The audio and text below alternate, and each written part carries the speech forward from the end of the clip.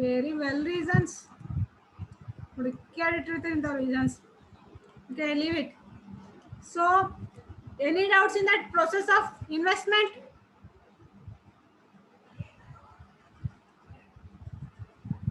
Any doubts in the process of investment?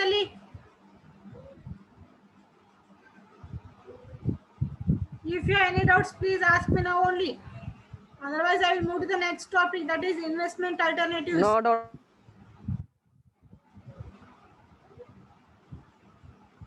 No doubt at all. No, ma'am. Okay. Then shall I move to the next topic? Yes, ma'am. Yes, ma'am. Okay. So, the next topic in your first chapter in the investment environment is investment alternatives or types of investment. So, new process of investment ನೋಡಿದ್ರಿ. So, process of investment ಅಲ್ಲಿ first step ಏನಿತ್ತು? What was the first step in the investment policy?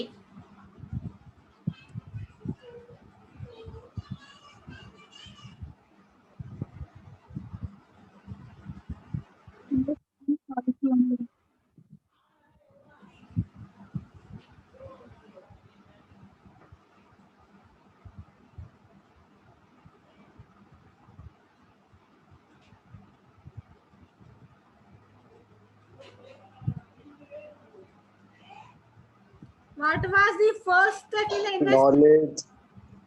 investment? Knowledge objective, ma'am. Knowledge objective. One more was there. Investment.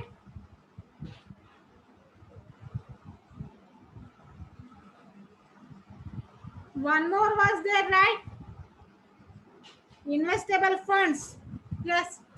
So today we will learn what are these investable funds or what are the different types of investments. So as you know, process of investment ali first step any three investment process ali first step investment policy. Under that the first one is investable funds. Investable funds is nothing but what are the different kinds of investments are there. Different kinds of investment ಅಂದ್ರೆ ಏನು, ಇವಾಗ ನಾವು first ಕ್ಲಾಸಿಂದ ಹೇಳ್ಕೊತ ಬಂದೀವಿ. Investment ಮಾಡಬೇಕು, deposit ಮಾಡಬೇಕು, ಅಥವಾ ಅಲ್ಲಿ ಅಮೌಂಟ್ ಹಾಕಬೇಕು, ಶೇರ್ಸ್ ಪರ್ಚೇಸ್ ಮಾಡಬೇಕು. ಸೊ ಸ್ಪೆಸಿಫಿಕ್ ಆಗಿ ಎಷ್ಟು ಇನ್ವೆಸ್ಟ್ಮೆಂಟ್ ಟೈಪ್ಸ್ ಇದಾವೆ, ವಾಟ್ ಆರ್ ದಿ ಡಿಫ್ರೆಂಟ್ ಎಲ್ಲೆಲ್ಲಿ ನಾವು ಇನ್ವೆಸ್ಟ್ಮೆಂಟ್ ಮಾಡ್ಬೋದು, ಎಲ್ಲೆಲ್ಲಿ ನಾವು ನಮ್ಮ ಸೇವಿಂಗ್ಸ್ನ ಇಟ್ಟು ನಾವು ಅಮೌಂಟ್ನ ಜಾಸ್ತಿ ಅರ್ನ್ ಮಾಡ್ಬೋದು. So there are so many investment alternatives, or there are so many investment opportunities we can say, or there are different types of investments are there. The first type is deposits. Yes. See, do you know the meaning of deposits? Deposits and then go three.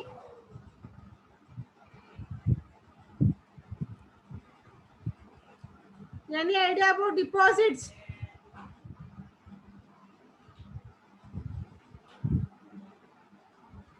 Investing the money. Where?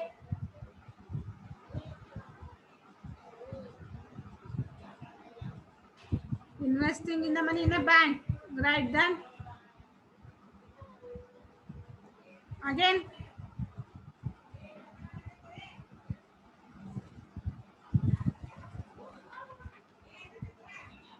Putting some money at bank. Okay. Then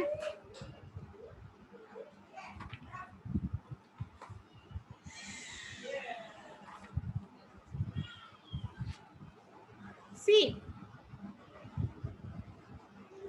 investment in the share market is not a deposit. See, deposit is nothing but keeping our money in some area or in some organization. It may be cooperative societies, it may be post office, or it may be bank for a particular period of year and for a particular rate of interest. Or to get specific rate of interest, we are keeping our money in a organization. Organization means it may be a cooperative society, or it may be a bank, or it may be private bank or public bank, or it may be a post office.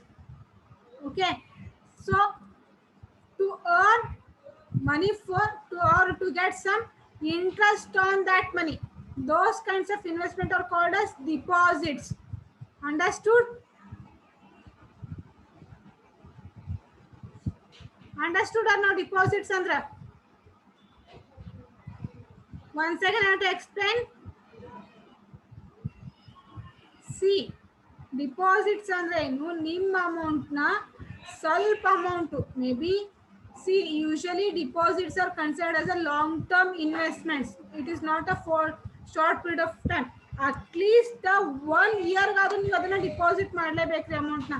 ಯಾವುದೇ deposit ತಗೊಂಡು, ಇನ್ case ನೀವು fix deposit ಅಂತ ಹೋದಾಗ at least for 1 ಇಯರ್ಗಾದ್ರೂ ನೀವು ಅಮೌಂಟ್ನ deposit ಮಾಡಲೇಬೇಕು. May be ನೀವು banks ಎಲ್ಲಾದ್ರೂ ಮಾಡ್ರಿ, ಪೋಸ್ಟ್ ಆಫೀಸ್ ಎಲ್ಲಾದ್ರೂ ಮಾಡ್ರಿ, ಅಥವಾ ಕಂಪ್ನಿ ಡಿಪಾಸಿಟ್ಸ್ ಅಂತ ಬರ್ತಾವ.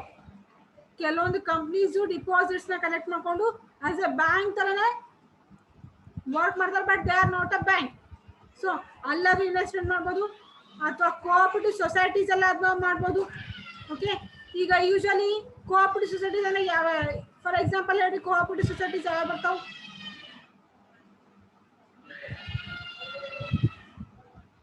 ಹಾ,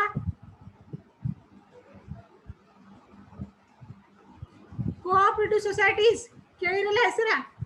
ಸಿದ್ಧಸಿರಿ ಕೋಆಪರೇಟಿವ್ ಸೊಸೈಟಿ. ದೆನ್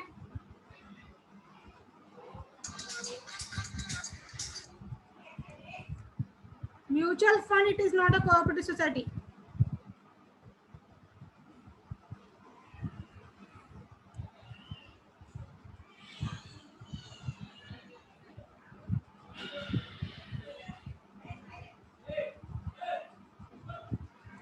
See, ಬಿಜಾಪುರದಾಗ ಎಷ್ಟು ಅದಾರಿ ಕೋಆಪರೇಟಿವ್ ಸೊಸೈಟೀಸ್?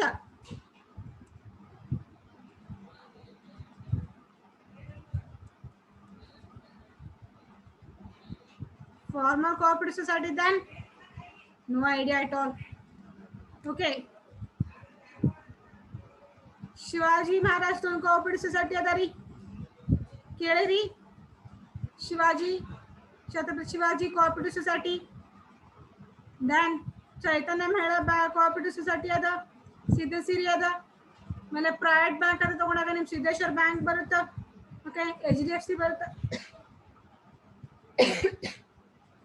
IDBI ಬರುತ್ತೆ, ಎಸ್ ಬ್ಯಾಂಕ್ ಬರುತ್ತೆ. ಪಬ್ಲಿಕ್ ಬ್ಯಾಂಕ್ಸ್ ಅಂತ ತಗೊಂಡಾಗ SBI ಅದ, ಯೂನಿಯನ್ ಬ್ಯಾಂಕ್ ಅದ. ಓಕೆ, ಸೊ ಇವೆಲ್ಲ ನಿಮ್ದು ಈ ಎಲ್ಲ ನೀವು ಕಂಪೇರ್ ಮಾಡಿದ್ರೆ ಡಿಪಾಸಿಟ್ಸ್ ಅಂತ ಇಟ್ಟಾಗ, C whenever we are keeping our money, or whenever we are choosing the option investment alternative as a deposits ಅಂತ ತಗೊಂಡಾಗ, we have to take care of the rate of interest. Rate of interest ಎಷ್ಟದ, ಮತ್ತೆ ಯಾವ ಎಷ್ಟು ಪೀರಿಯಡ್ಗೆ ಎಷ್ಟು rate of interest ಇದೆ. See usually banks ಅಲ್ಲಿ ಏನಾಗುತ್ತಾ, according to based on your age they will give the, or based on your age and based on your period, and for 1 year they will give 5% interest, and 1 year 3% ಆದ್ರೂ ಕೊಡ್ಬೋದು, 4% ಆದ್ರೂ ಕೊಡ್ಬೋದು. Senior citizen ಇದ್ರೆ 6.5 ಅಂತ ಕೊಡ್ತಾರೆ, 6% ಅಂತ ಕೊಡ್ತಾರೆ. C usually senior citizen ಅಂತ ಅಂದಾಗ ಅಬೌವ್ 60 ಇಯರ್ಸ್ ಆದವ್ರಿಗೆ, 62 ಇಯರ್ಸ್ ಆದವ್ರಿಗೆ, ಮೋರ್ ದನ್ 62 ಇಯರ್ಸ್ ಇದ್ದವ್ರಿಗೆ ಸಮ್ ಸ್ಪೆಷಲೈಸೇಷನ್ ಅಂತ, ಸ್ಪೆಷಲ್ ಕೇಸ್ ಅಂತ ಕನ್ಸಿಡರ್ ಮಾಡಿದ್ರೆ ಅವರಿಗೆ ರೇಟ್ ಆಫ್ ಇಂಟ್ರೆಸ್ಟ್ ಜಾಸ್ತಿ ಇರುತ್ತೆ. ಇನ್ ಕೇಸ್ ನೀವು ಅವ್ರ ಹೆಸರಲ್ಲಿ ನೀವು ಡಿಪಾಸಿಟ್ ಇಡ್ತಿದ್ರ, ಇನ್ ಕೇಸ್ ನೀವೇ ಡಿಪಾಸಿಟ್ ಇದ್ರೆ 1 ಇಯರ್ಗೆ ರೇಟ್ ಆಫ್ ಇಂಟ್ರೆಸ್ಟ್ ಡಿಫ್ರೆಂಟ್ ಇರುತ್ತೆ, 5 ಇಯರ್ಸ್ ಡಿಫ್ರೆಂಟ್ ಇರುತ್ತೆ, 3 ಇಯರ್ಸ್ ಡಿಫ್ರೆಂಟ್ ಇರುತ್ತೆ. ಯೂಶಲಿ ಬ್ಯಾಂಕ್ಸ್ ಅಲ್ಲಿ ಒಂದು ಚಾರ್ಟ್ ಹಾಕಿರ್ತಾರೆ ನೋಡಿರಿ. Have you seen this chart?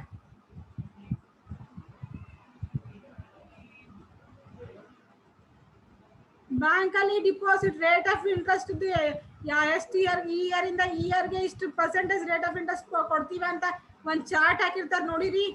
Usually SBI ದಲ್ಲಿ ಆಗಿರ್ಬೋದು, ಯೂನಿಯನ್ ಬ್ಯಾಂಕ್ ಅಲ್ಲಿ ಆಗಿರ್ಬೋದು, ಎಲ್ಲ ಬ್ಯಾಂಕ್ ಅಲ್ಲೂ ಹಾಕಿರ್ತಾರೆ. ಅದನ್ನ ಅಬ್ಸರ್ವ್ ಮಾಡಿರಿ? ಎಷ್ಟು ಜನ ಅಬ್ಸರ್ವ್ ಮಾಡಿರಿ? Raise your hands.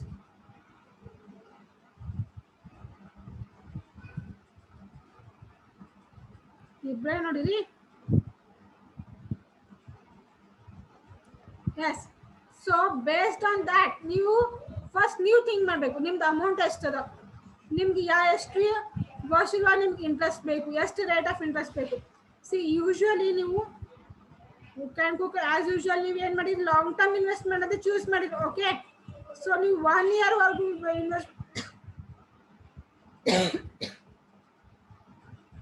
Instead of choosing one year, may be 1 year ಅಂತ ಅಂದಾಗ ನಿಮ್ಗೆ 5% ಇಂಟ್ರೆಸ್ಟ್ ಇದೆ ಅಂತ ಅನ್ಕೊಡಿ. ನಿಮ್ಮ ಹತ್ರ ಅಮೌಂಟ್ 1 lakh ಅದ, 1 lakh ಮೇಲೆ 5% ಅಂದ್ರೆ ಎಷ್ಟಾಗತ್ರಿ? 1 lakh ಮೇಲೆ 1 yearಗೆ 5% ಇಂಟ್ರೆಸ್ಟ್ ಕೊಡ್ತಾರೆ. ಎಷ್ಟಾಗಿತ್ತು ಇಂಟ್ರೆಸ್ಟ್? 5,000. 5,000. ಸೊ ಆಫ್ಟರ್ 1 year ನಿಮ್ಗೆ ಎಷ್ಟು ಬರುತ್ತೆ amount? 1,05,000 amount you will get. Correct ಹೌದಿಲ್ರಿ? ಹೌದಾ ಅಲ್ವಾ?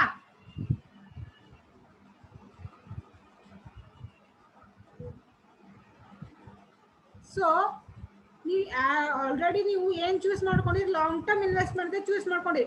ಸೊ ನೀವು 1 year ಆದ್ರೂ ಆಗಿರ್ಬೋದು, 2 year ಆಗಿರ್ಬೋದು, ನೀವು ಈ 1 lakh ನೀವು ಟಚ್ ಮಾಡಲ್ಲ ನೀವು ಆಲ್ರೆಡಿ ಡಿಸೈಡ್ ಮಾಡಿರಿ. ಸೊ ಈ 1 lakh ನೀವು FD ಅಂತ ನೆಡ್ಬೇಕಂತ ಅನ್ಕೊಂಡಿರಿ. ಸೊ ಇಲ್ಲಿ ಏನು ಮಾಡಿದ್ರು ನೀವು ಆ್ಯಕ್ಚುಲಿ ನೀವು ಲಾಂಗ್ ಟರ್ಮ್ ಅಂತ ಚೂಸ್ ಮಾಡ್ಕೊಂಡಾಗ ಏನು ಮಾಡಿದ್ರು, ನಿಮ್ಮ ರೇಟ್ ಪೀರಿಯಡ್ನ ಹೆಚ್ಚಿಗೆ ಮಾಡ್ಕೊಳ್ಳೋದು. ಹೆಚ್ಚಿಗೆ ನಾವು instead of depositing for 1 year you can deposit your money for 2 years or 3 years. See instead of 1 year ಬದಲು ನೀವು 2 yearsಗೆ ಡಿಪಾಸಿಟ್ ಮಾಡಿದ್ರೆ ಏನಾಗುತ್ತಾ, ಯು ವಿಲ್ ಗೆಟ್ ಎಷ್ಟು 10,000 ಇಯರ್ಲಿ. 5% ಅಂತ ಅಂದ್ರೂ ಮೇ ಬಿ 1% ಜಾಸ್ತಿ ಕೊಟ್ಟಾರ ಅಂತ ಅನ್ಕೊರಿ. ಓಕೆ, ಪ್ರತಿ ವರ್ಷ 5% ಕೊಟ್ಟಾರ ಅಂತ ಅಂದ್ರೂ ನೀವು ಎಷ್ಟಾಗತ್ತೆ ನಿಮ್ದು 10,000 ನಿಮ್ದು ಇಂಟ್ರೆಸ್ಟ್ ಅಮೌಂಟ್ ಆಗತ್ರಿ. ಆಗುತ್ತಾ ಇಲ್ಲ? ಆಗ್ತದಿಲ್ರಿ? ಎಸ್. ಸೊ ನಿಮ್ದು ಟೋಟಲ್ ಅಮೌಂಟ್ ಎಷ್ಟಾಯ್ತು? 2 years ಆದ್ಮೇಲೆ ನೀವು ಅಮೌಂಟ್ ವಿಡ್ರಾ ಮಾಡಿದಾಗ FD ನ ಕ್ಲೋಸ್ ಮಾಡಿ ನೀವು ಅಮೌಂಟ್ ವಿಡ್ರಾ ಮಾಡಿದ್ರೆ ಎಷ್ಟು ಅಮೌಂಟ್ ಬರುತ್ತೆ ನಿಮ್ಗೆ? 1,10,000 amount you will get. So ಎಷ್ಟು ಅರ್ನ್ ಮಾಡ್ದಂಗೆ ಆಯ್ತು ನೀವು? 10,000 ಜಾಸ್ತಿ ಅರ್ನ್ ಮಾಡ್ದಂಗೆ ಆಯ್ತು. ಹೌದಾ? So that 10,000 is a amount earned on your interest. That is nothing but return on your investment. Got it? So usually ನೀವು ಡಿಪಾಸಿಟ್ ಮಾಡ್ಬೇಕಾದ್ರೆ ಜಸ್ಟ್ ಬ್ಯಾಂಕ್ಸು, ಕೋಆಪರೇಟಿವ್ ಸೊಸೈಟೀಸ್ ಅಷ್ಟೇ ಮಾಡಬೇಕು ಅಂತಿಲ್ಲ. You can deposit your money in the post office also. Post ಆಫೀಸಲ್ಲೂ deposit schemes ಇದಾವ್ರಿ. ಯಾವ ರೀತಿ ಬ್ಯಾಂಕ್ಸಲ್ಲಿ ಕೆಲವೊಂದು ಡಿಪಾಸಿಟ್ ಸ್ಕೀಮ್ಸ್ ಮತ್ತು ಯಾವ ರೀತಿ ಬ್ಯಾಂಕ್ಸಲ್ಲಿ ರೇಟ್ ಆಫ್ ಇಂಟ್ರೆಸ್ಟ್ ಡಿಫ್ರೆಂಟ್ ಅದಲ್ಲ, ಅದೇ ರೀತಿ ಪೋಸ್ಟ್ ಆಫೀಸಲ್ಲೂ ಅದಾವೆ. ಸೇಮ್ ಪ್ರೊಸೀಜರ್ ಫಾಲೋ ಆಗುತ್ತೆ. ಅವರು ನಿಮ್ದು ಮನಿ ನೀವು ಎಷ್ಟು ವರ್ಷ ಅಂತೀರಿ ಅಷ್ಟು ವರ್ಷ ಡಿಪಾಸಿಟ್ ಮಾಡ್ಕೋತಾರ. ನೀವೇ ಡಿಪಾಸಿಟ್ ಮಾಡಿದಂಥ ಅಮೌಂಟ್ ಮೇಲೆ they are also giving interest on that. Okay, so usually ಅಲ್ಲೂ ಕೂಡ ಸೀನಿಯರ್ ಸಿಟಿಸನ್ಗೆ ಸಪ್ರೇಟ್ ಫೆಸಿಲಿಟಿ ಇದೆ, ನಿಮಗೆ ಸಪ್ರೇಟ್ ಫೆಸಿಲಿಟಿ ಅದ ರೀ. ಅವ್ರಿಗೆ ಯೂಶಲಿ ಅಲ್ಲಿನೂ ಸೀನಿಯರ್ ಸಿಟಿಸನ್ಗೆ ಜಾಸ್ತಿ ರೇಟ್ ಆಫ್ ಇಂಟ್ರೆಸ್ಟ್ ಕೊಡ್ತಾರೆ. ನಿಮಗೆ ಕಂಪೇರಿಟಿವ್ಲಿ 1% or 0.5% ನಿಮಗೆ ರೇಟ್ ಆಫ್ ಇಂಟ್ರೆಸ್ಟ್ ಕಮ್ಮಿ ಇರುತ್ತೆ. So while depositing your money, you should be careful about the rate of interest and the period of the deposit. Yes, period yes interest ada. And you should compare the various banks. One banks ಅಲ್ಲಿ SBI ಅಂದ್ರೆ ಅದೊಂದೇ bank ಅಲ್ಲಿ ಹೋಗುದಲ್ರಿ. Union bank cheque ಮಾಡ್ರಿ.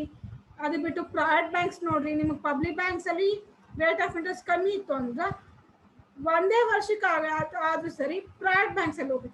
Usually ನೀವು private banks public banks compare ಮಾಡಿದಾಗ deposit rates usually 0.5 or 1% ಜಾಸ್ತಿ ಇರುತ್ತೆ.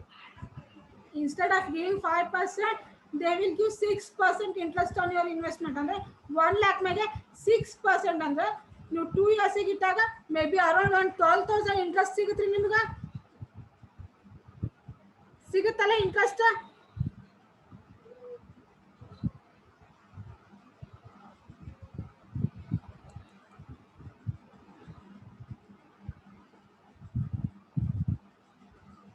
So compare ಮಾಡಿದಾಗ ಪಬ್ಲಿಕ್ ಡಿಪಾಸಿಟ್ಸ್, ಪಬ್ಲಿಕ್ ಬ್ಯಾಂಕ್ ಡಿಪಾಸಿಟ್ಗೂ ಪ್ರೈವೇಟ್ ಬ್ಯಾಂಕ್ ಡಿಪಾಸಿಟ್ ಕಂಪೇರ್ ಮಾಡಿದಾಗ ನಿಮ್ಗೆ ಎಲ್ಲಿ ಇಂಟ್ರೆಸ್ಟ್ ಜಾಸ್ತಿ ಅದ ಅನ್ಸುತ್ತಾ? ಯಾವ ಬ್ಯಾಂಕಿಂದ ನಿಮ್ಗೆ ಇಂಟ್ರೆಸ್ಟ್ ಜಾಸ್ತಿ ಸಿಕ್ತ್ರಿ?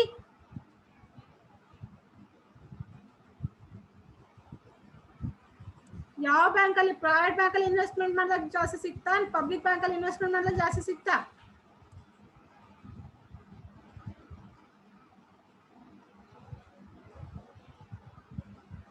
ಸೊ ಈ ರೀತಿ ನೀವು ಸೆಲೆಕ್ಟ್ ಮಾಡ್ಕೋಬೇಕು. ಎಲ್ಲಾನು ಫಸ್ಟ್ ಲಿಸ್ಟ್ ಔಟ್ ಮಾಡಿದ್ರು ಬ್ಯಾಂಕ್ಸ್ ಮತ್ತೆ ಅದು ರೇಟ್ ಆಫ್ ಇಂಟ್ರೆಸ್ಟ್ ನ ಕಲೆಕ್ಟ್ ಮಾಡ್ಕೋದು. ಎಲ್ಲಿ ನಿಮ್ಗೆ ಜಾಸ್ತಿ ಸಿಗುತ್ತಾ ರೇಟ್ ಆಫ್ ಇಂಟ್ರೆಸ್ಟ್ ಅಲ್ಲಿ ಡಿಪಾಸಿಟ್ ಮಾಡ್ಕೋದು. ಯಾಕಂದ್ರೆ main intention of your investing your money is to earn more amount of money, right? ನಿಮ್ ಸೇವಿಂಗ್ಸ್ ಇದೀರಿ ಯುಟಿಲೈಸ್ ಮಾಡ್ಕೊಂಡು ಜಾಸ್ತಿ ಅಮೌಂಟ್ ಅರ್ನ್ ಮಾಡೋದಕ್ಕೆ ನೀವು ಇನ್ವೆಸ್ಟ್ಮೆಂಟ್ ಮಾಡ್ತಿರಲ್ರಿ. ಹೆಂಗ್ ಅಮೌಂಟ್ ಕಮ್ಮಿ ಮಾಡ್ಕೋಕೆ ಇನ್ವೆಸ್ಟ್ಮೆಂಟ್ ಮಾಡ್ತೀರಾ? To earn more, ma'am. Yes, for that purpose ಎಲ್ಲಿ ರೇಟ್ ಆಫ್ ರಿಟರ್ನ್ ಜಾಸ್ತಿ ಇರುತ್ತಾ ಅಲ್ಲಿ ಏನ್ ಮಾಡೋದು ನೀವು ಇನ್ವೆಸ್ಟ್ಮೆಂಟ್ ಡಿಪಾಸಿಟ್ ಮಾಡ್ಬೇಕು. Understood? First point deposits. Deposits ಅರ್ಥ ಆಯ್ತ್ರಿ? Okay, then the next one is government saving schemes. See, government saving scheme ಅಂದ್ರೆ ಎಲ್ಲಿಂದು ಗೌರ್ಮೆಂಟ್ ಕಡೆಯಿಂದ ಕೆಲವೊಂದು ಸ್ಕೀಮ್ಸ್ ನ ಇಂಟ್ರೊಡ್ಯೂಸ್ ಮಾಡ್ತಾರೆ. ಆ ಸ್ಕೀಮ್ಸ್ ಎಲ್ಲ ನೀವು ಏನ್ ಮಾಡ್ಬೋದು, ಇನ್ವೆಸ್ಟ್ಮೆಂಟ್ ಮಾಡ್ಬೋದು. For example NSC certificates, national saving certificates ಆಗಿರ್ಬೋದು, ಪಬ್ಲಿಕ್ ಪ್ರಾವಿಡೆಂಟ್ ಫಂಡ್ಸ್ ಆಗಿರ್ಬೋದು. ಆಮೇಲೆ ಇವಾಗ ಕೆಲವೊಂದು ಬ್ಯಾಂಕ್ಸ್ ಅಲ್ಲಿ ಹೊಸದೊಂದು ಸೇವಿಂಗ್ ಸ್ಕೀಮ್ ಇಂಟ್ರೊಡ್ಯೂಸ್ ಮಾಡಿರಿ ಫ್ರಮ್ ದ ಸೆಂಟ್ರಲ್ ಗೌರ್ಮೆಂಟ್ ಇಂದ ಇಂಟ್ರೊಡ್ಯೂಸ್ ಆಗಿರೋದು. ಯಾವ್ದಂದ್ರೆ wait I will tell.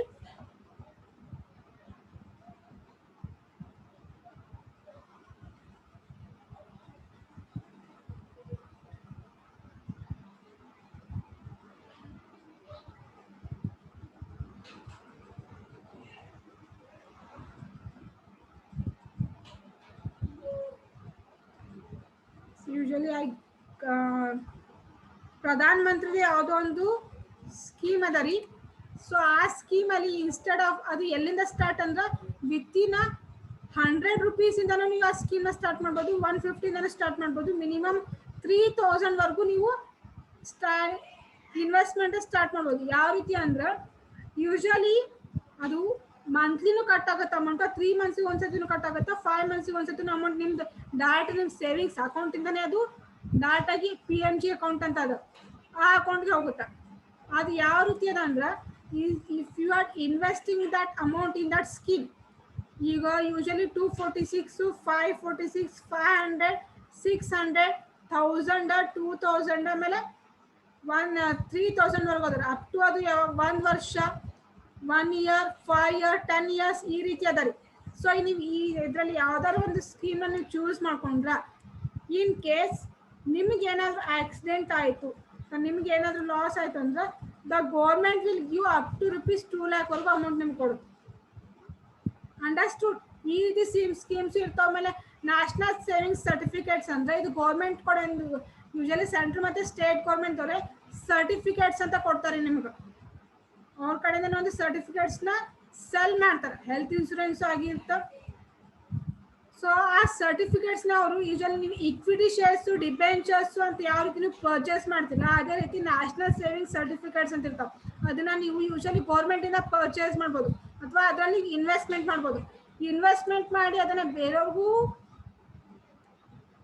In case ನೀವು ಇನ್ವೆಸ್ಟ್ಮೆಂಟ್ ಮಾಡಿದ್ರೆ you will get some rate of interest on that. ಅಂದ್ರೆ ಅದನ್ನ ನೀವು ಎಲ್ಲಾದ್ರೂ ನೀವು ಆಸ್ ಎ ಬ್ಯಾಂಕ್ ಅಲ್ಲಿ ಸೆಕ್ಯೂರಿಟಿ ಆಗಿಟ್ಟು ಲೋನ್ಸ್ ತಗೋಬಹುದು, ಇಂಟ್ರೆಸ್ಟ್ ತಗೋಬಹುದು, ಅದ್ರ ಮೇಲೆ ಜಾಸ್ತಿ ಅಮೌಂಟ್ ಅರ್ನ್ ಮಾಡ್ಬೋದು. ಈ ರೀತಿ ಗೌರ್ಮೆಂಟ್ ಸೇವಿಂಗ್ ಸ್ಕೀಮ್ಸ್ ಏನಿರ್ತಾವಲ್ಲ ಅದ್ರ ಮೇಲೆ ನಾವು ಇನ್ವೆಸ್ಟ್ಮೆಂಟ್ ಮಾಡ್ಬೋದು. Best example Narendra Modi Jan Dhan account ಅಂತ ಮಾಡ್ಸಿದ್ರು, ನೆನಪದ ರೀ? ಜನ್ಧನ್ ಅಕೌಂಟ್ ಮಾಡಿಸಿದ್ರು. ಆಮೇಲೆ ಒಂದು ಇನ್ಶೂರೆನ್ಸ್ ಸ್ಕೀಮ್ ಮಾಡಿಸಿ 12 rupees ಒಂದು ಅಮೌಂಟ್ ಕಟ್ ಆಗುತ್ತಾ, 330 ಒಂದು ಅಮೌಂಟ್ ಕಟ್ ಆಗುತ್ತಾ, ನೆನಪದ ರೀ? ಯೂಶಲಿ ಎಲ್ಲರದು ಇರುತ್ತೆ ಇದು. ನಿಮ್ಮ ಮನೇಲಿ ನಿಮ್ಮ ಫ್ಯಾಮಿಲಿದಲ್ಲಿ ನಿಮ್ಮ ಪೇರೆಂಟ್ಸ್ ಕೇಳ್ರಿ, ಬ್ಯಾಂಕ್ ಅಕೌಂಟ್ ಇಂದ ಡೈರೆಕ್ಟ್ ಆಗಿ SBI ಅಕೌಂಟ್ ಇಂದ 12 rupees ಮತ್ತೆ 330 ಅಮೌಂಟ್ ಕಟ್ ಆಗ್ತಿರುತ್ತೆ ಮಂತ್ಲಿ ಮೇಲೆ ಇಯರ್ಲಿ ಒಂದ್ಸತಿನೂ ಕಟ್ ಆಗ್ತದ್ರಿ. ಅದು 12 rupees ಮತ್ತೆ 330 rupees ಅದೊಂದು ಸ್ಕೀಮ್ ಅದ. ಇನ್ ಕೇಸ್ ನಿಮ್ಮ ಫ್ಯಾಮಿಲಿದಲ್ಲಿ ನಿಮ್ದು ಯಾರ ಅಕೌಂಟ್ ಇದಾದ ಅಮೌಂಟ್ ಕಟ್ ಆಗ್ತಿರ್ತದಲ್ಲ ಆ ಅಕೌಂಟ್ ಹೋಲ್ಡರ್ದು ಇನ್ ಕೇಸ್ ಅವ್ರಿಗೆ ಆಕ್ಸಿಡೆಂಟ್ ಆಯ್ತು ಅಥವಾ ಏನೇ ಆದ್ರೂ ಗೌರ್ಮೆಂಟ್ ಕಡೆಯಿಂದ 2 ಲಕ್ಷದವರೆಗೂ ಕಾಂಪೆನ್ಸೇಷನ್ ಸಿಗುತ್ತೆ ಅದು. ಸೊ ಈ ರೀತಿ ಸ್ಕೀಮ್ಸ್ ಗೌರ್ಮೆಂಟ್ ಕಡೆಯಿಂದ ಏನಾದ್ರು ರಿವೀಲ್ ಆಗಿದ್ರ you can invest there also. Understood? Government saving schemes.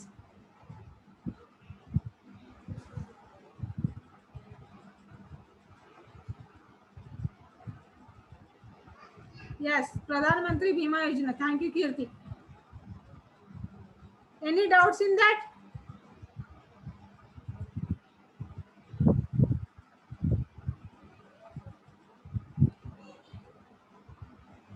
Okay.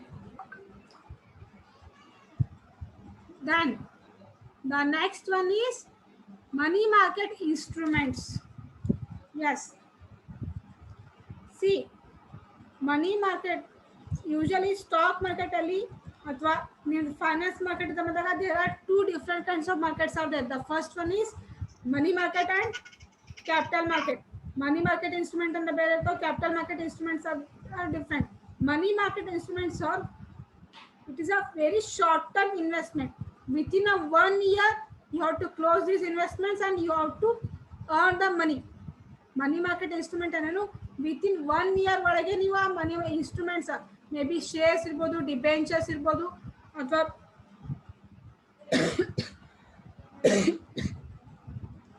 ಯಾವ್ದಾದ್ರು ಸೆಕ್ಯೂರಿಟೀಸ್ ಇರ್ಬೋದು. ಓಕೆ, ಈಗ ಟ್ರೆಸರಿ ಬಿಲ್ಸ್ ಅಂತ ಕೇಳಿರಿ, treasury bills, certificate of deposits, ಈ ರೀತಿ ಸೆಕ್ಯೂರಿಟೀಸ್ ನ money market instrument, call money market ಅಂತ ಕೇಳ್ತಾರೆ. ಯೂಶಲಿ ಇದು ಎಷ್ಟು ಅಂದ್ರೆ ವಿತಿನ್ 3 months or 4 months ಒಳಗೆ ಸೆಟ್ಲ್ ಆಗ್ತಾವ.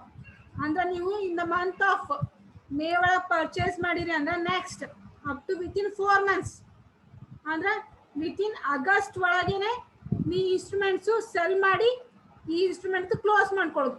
ವೆರಿ ಶಾರ್ಟ್ ಟರ್ಮ್ ಅಂದ್ರೆ 1 ವರ್ಷದೊಳಗೆ ಇದನ್ನ ಕ್ಲೋಸ್ ಮಾಡಿಬಿಡುದ್ರಿ ಅಮೌಂಟ್. ಯೂಶಲಿ ಇದಕ್ಕೆ ಸ್ಟಾಕ್ ಮಾರ್ಕೆಟ್ ಅಲ್ಲಿ ಇದು ಅಪ್ಲೈ ಆಗ್ತದೆ. ಸೆಕ್ಯೂರಿಟೀಸ್ ಪರ್ಚೇಸ್ ಮಾಡೋದಾಗಿರ್ಬೋದು, ಸೆಲ್ ಮಾಡೋದಾಗಿರ್ಬೋದು, ಈ ತರದ ಇನ್ಸ್ಟ್ರೂಮೆಂಟ್ಸ್ ಅಲ್ಲೂ ನೀವು ಏನ್ ಮಾಡ್ಬೋದು, you can invest your money. Understood? Money market instruments.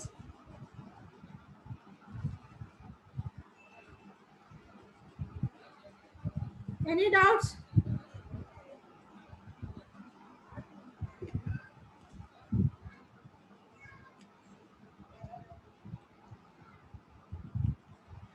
Okay, then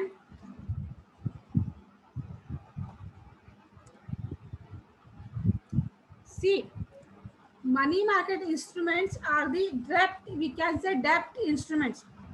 ಇದು ಕಂಪ್ನಿ ಕಡೆಯಿಂದನೂ ರಿವೀಲ್ ಆಗುವಂಥ ಇನ್ಸ್ಟ್ರೂಮೆಂಟ್ಸ್. ಅಂದ್ರೆ ಒಂದು ಕಂಪ್ನಿ ಕಡೆಯಿಂದ ಮನಿ ಮಾರ್ಕೆಟ್ ಅಂದ್ರೆ ವೆರಿ ಶಾರ್ಟ್ ಟರ್ಮ್, 1 ವರ್ಷದೊಳಗೆ ಈ ಸೆಕ್ಯೂರಿಟೀಸ್ ನಾವು ಪರ್ಚೇಸ್ ಮಾಡಿ ಸೆಲ್ ಮಾಡ್ಬೇಕ್ರಿ. ಮೇ ಬಿ ಟ್ರೆಸರಿ ಬಿಲ್ಸ್ ಅಂತ ಬರ್ತಾವ. Usually treasury bills, certificate of deposits ಏನದಾವಲ್ಲ, ಈ ಎರಡು ಗೌರ್ಮೆಂಟ್ದವರು ಅನೌನ್ಸ್ ಮಾಡ್ತಾರೆ. ಈ ಎರಡು ನೀವು ಇನ್ ಕೇಸ್ ನೀವು ಸೆಲೆಕ್ಟ್ ಚಾಯ್ಸ್ ಮಾಡ್ಕೊಂಡು ಇದ್ರಲ್ಲಿ ನೀವು ಏನಾದ್ರು ಇನ್ವೆಸ್ಟ್ಮೆಂಟ್ ಮಾಡಿದ್ರ ವಿತಿನ್ 1 year ಅಂದ್ರೆ ಈ ಜನವರಿ 2021 ಒಳಗೆ ನೀವು ಅದನ್ನ ಪರ್ಚೇಸ್ ಮಾಡಿರಿ ಅಂತ ಅನ್ಕೋರಿ. ಸೊ ವಿತಿನ್ ಡಿಸೆಂಬರ್ ಒಳಗೆ ಆ ಸೆಕ್ಯೂರಿಟೀಸ್ನ ನೀವು ಸೆಲ್ ಮಾಡಬೇಕು. ಆರ್ ವಿತಿನ್ ದಿಸ್ ಪೀರಿಯಡ್ ಸೆಕ್ಯೂರಿಟೀಸ್ನ ನಾವು ಕ್ಯಾಶ್ ಅಲ್ಲೂ ಕನ್ವರ್ಟ್ ಮಾಡ್ಕೋಬಹುದು. ಅಂದ್ರೆ ಈ ಮೆಚುರಿಟಿ ಪೀರಿಯಡ್ ಏನು 1 ವರ್ಷದೊಳಗೆ ಅಷ್ಟೇ ಇರುತ್ತೆ. ನೀವು ಈ ವರ್ಷ ಜನವರಿ 2021 ಒಳಗೆ ನೀವು ಪರ್ಚೇಸ್ ಮಾಡಿರಿ, ನೆಕ್ಸ್ಟ್ ಮಾರ್ಚ್ 2022 ನಾಗ ಸೆಲ್ ಮಾಡ್ತೀರಿ ಅಂದ್ರೆ there is no valid for that. ಅಲ್ಲಿವರೆಗೂ ಅದು ಆ ಸೆಕ್ಯೂರಿಟೀಸ್ ವ್ಯಾಲಿಡ್ ಆಗಿರಲ್ಲ. ಸೊ ಲೆಸ್ ದನ್ 1 year ಒಳಗೆ ನೀವು ಅದನ್ನ ಏನ್ ಮಾಡಬೇಕು, ಸೆಲ್ ಮಾಡಿ ಅಮೌಂಟ್ನ ಅರ್ನ್ ಮಾಡಬೇಕು. ಒಂದು ಇಲ್ಲ ಆ ಸೆಕ್ಯೂರಿಟೀಸ್ ನೀವು ಕ್ಯಾಶ್ ಅಲ್ಲಿ ಕನ್ವರ್ಟ್ ಮಾಡ್ಕೋಬಹುದು. Understood money market instruments? Then the next one is bonds or debentures. Yes, debentures and then ಗೊತ್ತದಲ್ರಿ,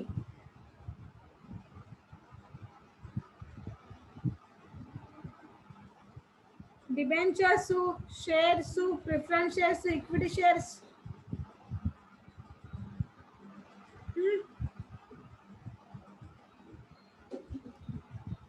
debenture as it's word shed ಡೆಪ್ಟ್. ಡೆಪ್ಟ್ ಅಂದ್ರೆ ಏನಿಲ್ಲಿ, ನೀವು instead of taking loan from bank ಅಥವಾ ಯಾವ್ದಾದ್ರು ಮನಿ ಲೆಂಡರ್ ಕಡೆಯಿಂದ ನೀವು loans ತಗೊಳ್ಳೋ ಬದಲು ನಿಮ್ಮ ಕಂಪ್ನಿದೆ ಒಂದು ಆಸ್ ಎ ಶೇರ್ಸ್ ರೂಪದಲ್ಲೇ ಒಂದು ಡಿಬೆಂಚರ್ಸ್ ಅಂತ, ಎಸ್ ಸಾಲ ಅಂತಾನೆ ಬೇರೆ ಈ ಪಬ್ಲಿಕ್ ಕಡೆಯಿಂದ ಕಲೆಕ್ಟ್ ಮಾಡ್ಕೋದ್ರಿ. ಆಸ್ ಎ ರೇಟ್ ಅದಕ್ಕೆ ಡಿಬೆಂಚರ್ಸ್ಗೆ ಏನಾಗತ್ತೆ, ನೀವು ರೇಟ್ ಆಫ್ ಇಂಟ್ರೆಸ್ಟ್ ಕೊಡ್ತೀರಿ. ಯೂಶಲಿ ನೀವು ಬ್ಯಾಂಕ್ಸ್ ಅಲ್ಲಿ ಲೋನ್ ತಗೊಂಡಾಗ ಯಾವ ರೀತಿ ರೇಟ್ ಆಫ್ ಇಂಟ್ರೆಸ್ಟ್ ಕೊಡ್ತೀರಲ್ಲ, ಅದೇ ರೀತಿ ಡಿಬೆಂಚರ್ಸ್ಗೂ ಇಂಟ್ರೆಸ್ಟ್ ಪೇ ಮಾಡ್ತೀರಿ. Instead of collecting loan from a bank, you are collecting loan from the public, that too for a long period of time. ಅಂದರೆ ಎಷ್ಟು ಮೇ ಬಿ 2 years ಇರ್ಬೋದು, 3 years ಇರ್ಬೋದು, 4 years ಇರ್ಬೋದು. C ಈ debentures main quality ಅಂದ್ರೆ ನೀವು ಡಿಬೆಂಚರ್ಸ್ನ ನೀವು ಬೇರೆಯವ್ರಿಗೂ ಸೆಲ್ ಮಾಡ್ಬೋದ್ರಿ. ಈಗ ನೀವು ಯಾವುದೋ ಒಂದು XYZ ಕಂಪ್ನಿದು ಡಿಬೆಂಚರ್ಸ್ ಕಲೆಕ್ಟ್ ಮಾಡ್ಕೊಡಿದ್ರೆ ಅಂತ ಅನ್ಕೋರಿ. ಸೊ ನೀವು ಇಲ್ಲಿ ಏನಾಯ್ತು ಡಿಬೆಂಚರ್ ಹೋಲ್ಡರ್ ಆಗ್ತೀರಾ ಕಂಪ್ನಿದು. ಓಕೆ, ಸೊ ನೀವು ಡಿಬೆಂಚರ್ ಹೋಲ್ಡರ್ ಅಂತ ಆದಾಗ while winding up of a company first they have to give preference to you. ಅರ್ಥ ಆಯ್ತ್ರಿ? ಪ್ರಿಫರೆನ್ಸ್ ಯಾವ ರೀತಿ, ಫಸ್ಟ್ ಅವ್ರು ಎಲ್ಲ ಲಯಬಿಲಿಟೀಸ್ ಕ್ಲಿಯರ್ ಮಾಡ್ಕೋಬೇಕು. ಲಯಬಿಲಿಟೀಸ್ ಅಂತ ಬಂದಾಗ ಫಸ್ಟ್ ಅವ್ರು ಏನು ಮಾಡಬೇಕು, ಬ್ಯಾಂಕ್ ಲೋನ್ ತೊಗೊಂಡ್ರೆ ಬ್ಯಾಂಕ್ ಲೋನ್ ರೀಪೇ ಮಾಡಬೇಕು. ಓಕೆ, ಬ್ಯಾಂಕ್ ಲೋನ್ ರೀಪೇ ಮಾಡ್ಕೊಂಡ್ರೆ ನೆಕ್ಸ್ಟ್ ಏನು ಮಾಡಬೇಕು, they have to repay the debentures interest. Debenture with principal amount, interest ಕೊಡಬೇಕು ವಿತ್ ಪ್ರಿನ್ಸಿಪಲ್. ಎಷ್ಟು ಅಮೌಂಟ್ ನೀವು ಡಿಬೆಂಚರ್, ಎಷ್ಟು ಅಮೌಂಟ್ ನೀವು ಸಾಲ ಅಂತ ಕಂಪ್ನಿ ಕೊಟ್ಟಿರ್ತೀರಲ್ಲ ಆ ಎಲ್ಲರೂ ನೀವು ಕಂಪ್ನಿಯವ್ರು ಮಾಡಬೇಕು, ನೀವು ರಿಟರ್ನ್ ಕೊಡಬೇಕು. ಇನ್ ಕೇಸ್ ಕಂಪ್ನಿ ಚಲೋ ನಡಾತಿತ್ತು, ನೀವೇನು ಮಾಡ್ಬೋದು, ಇವಾಗ ನೀವೇನು ಯಾವುದೋ ಒಂದು ಡಿಬೆಂಚರ್ನ ನೀವು ಎಷ್ಟು 1000 rupees ಕೊಟ್ಟು ಪರ್ಚೇಸ್ ಮಾಡಿರಿ ಅಂತ ಅನ್ಕೊಳ್ಳಿ. ಇವಾಗ ನೀವು ನಿಮ್ಗೆ ಆ ಕಂಪ್ನಿಯಲ್ಲಿ ಇಂಟ್ರೆಸ್ಟ್ ಇಲ್ಲ ಅಥವಾ ಕಂಪ್ನಿ ವ್ಯಾಲ್ಯೂ ಜಾಸ್ತಿ ಆಗಿದೆ ಅಂತ ಅನ್ಕೊಳ್ಳಿ. ಅವಾಗ ಏನು ಮಾಡ್ಬೋದು, ನೀವು ಡಿಬೆಂಚರ್ಸ್ನ ಬೇರೆಯವರಿಗೆ ಟ್ರಾನ್ಸ್ಫರ್ ಮಾಡ್ಬೋದು ಅಥವಾ ಸೆಲ್ ಮಾಡ್ಬೋದು. ನೀವು ತೊಗೊಂಡಿದ್ದೀನ ನೀವು ನನಗೆ ವಾಪಸ್ನೇ ಸೆಲ್ ಮಾಡ್ಬೋದು. ನಾ ಎಷ್ಟು ಕೊಟ್ಟು ಪರ್ಚೇಸ್ ಮಾಡ್ಬೋದು ನಿಮ್ಮ ಕಡೆಯಿಂದ, ಮೇ ಬಿ 1000 ಕೊಟ್ಟು ತೊಗೊಂಡಿದ್ದೀನಿ, ನಾ ಕಂಪ್ನಿ ಚಲೋ ಅದ, so I will get more interest ಅಂತ ಅನ್ಕೊಂಡು ಐ ಕ್ಯಾನ್ ಪರ್ಚೇಸ್ 1500. ಸೊ ನಿಮ್ಗೆ ಇಲ್ಲಿ ಎಷ್ಟು ಇನ್ಕಮ್ ಜಾಸ್ತಿ ಆಯ್ತು, ನಿಮ್ಗೆ ಎಷ್ಟು ಅರ್ನ್ ಮಾಡ್ದಂಗೆ ಆಯ್ತು, ನೀವು 500 rupees ಎಕ್ಸ್ಟ್ರಾ ಅರ್ನ್ ಮಾಡಿದ್ರಾ, right?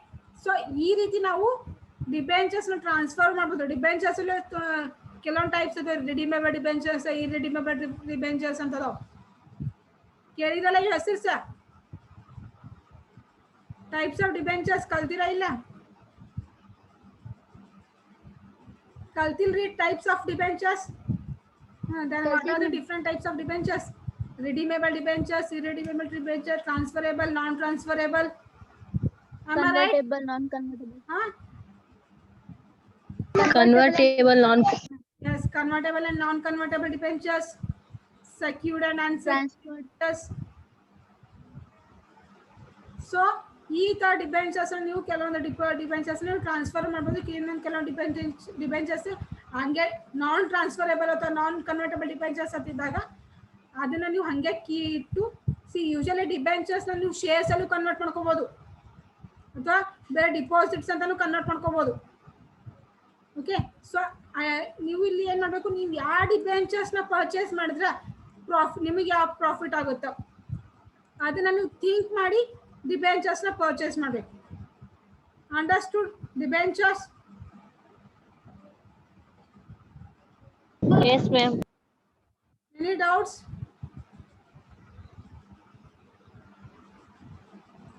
No doubts, Ilri? Okay, then the next one is equity shares. Yes, equity shares, I think there is no need of explanation for this. Equity shares and equity share capital, Ordinary shares. ownership capital we can say. Equity shareholders are treated as the owners of the company. Equity ಅಂತ ಅಂದ್ರೆ ಏನು, ಇಲ್ಲಿ real owners as A owner ಆಗಿ act ಮಾಡೋದು, but as A sleeping owners ಅಂತ sleeping partners ಅಂತ ಹೇಳ್ತಾರೆ. ಈಗ 3 ಜನ ಪಾರ್ಟ್ನರ್ಸ್ ಅದಾರ, 3 ಜನ ಪಾರ್ಟ್ನರ್ಸ್ ಸೇರಿ ಒಂದು ಕಂಪ್ನಿ ರನ್ ಮಾಡತ್ತಾರ ಅಂತ ಅನ್ಕೊಳ್ಳಿ. ಸೊ ಅವ್ರಿಗೆ ಎಕ್ಸ್ಟ್ರಾ ಅಮೌಂಟ್ ಬೇಕಾಗಿದೆ, ಅವ್ರು ಏನು ಮಾಡ್ತಾರೆ, ಇಕ್ವಿಟಿ ಶೇರ್ಸ್ನ ಪಬ್ಲಿಕ್ಕಿಗೆ ಅನೌನ್ಸ್ ಮಾಡ್ತಾರೆ. ಓಕೆ, ಸೊ ನೀವಲ್ಲಿ ಆ ಇಕ್ವಿಟಿ ಶೇರ್ಸ್ನ ಪರ್ಚೇಸ್ ಮಾಡಿದ್ರೆ you will be treated as a owners of the company. ಇಲ್ಲಿ ಮೋರ್ ದನ್ ಇನ್ ಕೇಸ್ ನೀವು ಒಬ್ಬರೇ ಅದೇ ಒಂದೇ ಕಂಪ್ನಿದು more than non active partners we can say more than 60% shares ನೀವು ಪರ್ಚೇಸ್ ಮಾಡಿದ್ರೆ you will be treated as a main owner of that company. Understood? Equity shares.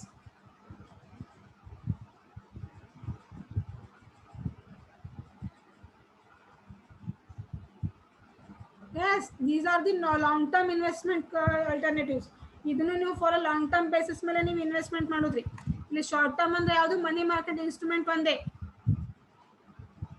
Okay, have you any doubt? Remain anything? I will explain in the next class. Okay, do you have any doubts?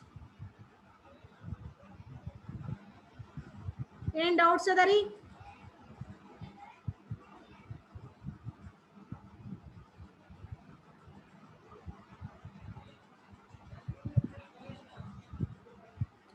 Okay, in our next class we will discuss remaining investment alternatives, that is mutual fund, life insurance, retirement products, and another 3 are there. Okay, thank you, have a nice day.